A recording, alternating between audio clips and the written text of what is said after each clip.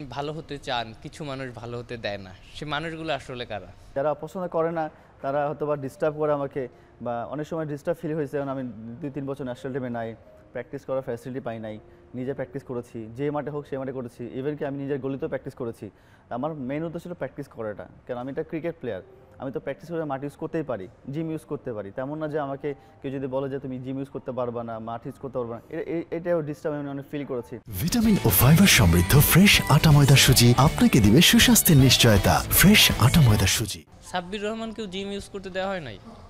এটা অনেক জায়গায় হয়েছে, এরকম এরকম পর্যায়ে হয়েছে যে ছোট ছোট বিষয়কে অনেক ইগনোর করেছে। হয় না, ন্যাশনাল টিমে ৩ বছর ধরে নাই আমি।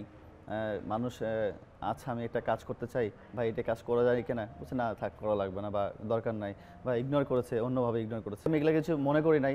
আমার কাজ হচ্ছে প্র্যাকটিস করা। আমি আমার মতো যদি আমার যদি অ্যাবিলিটি থাকে আমি টাকাতে প্র্যাকটিস করব, আমার যেখানে মন চায় প্র্যাকটিস করব।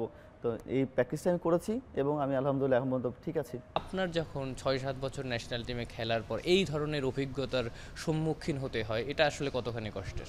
আমি বলি না, এটা অনেক প্লেয়ারই সম্মুখীন হয়েছেন। আমার কাছে আমার মান সম্মানটা খুব ইম্পর্টেন্ট, যে আমি একটা যাবো, কেউ যদি বলে যে না পারবি না, আমার কাছে খুব খারাপ লাগে যে আমি তাহলে যাবোই না এখন আর।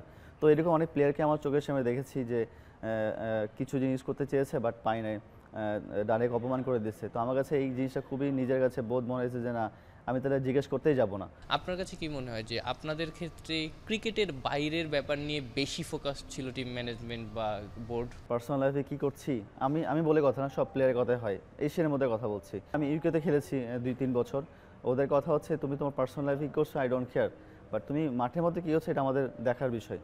পার্সোনাল লাইফটা হচ্ছে একান্ত নিজের পার্সোনাল ব্যাপার, এটা সবারই ভুল ত্রুটি থাকতে পারে।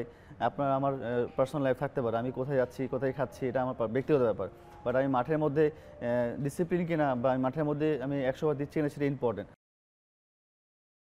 আফনান পিয়াল, যমুনা স্পোর্টস, চট্টগ্রাম।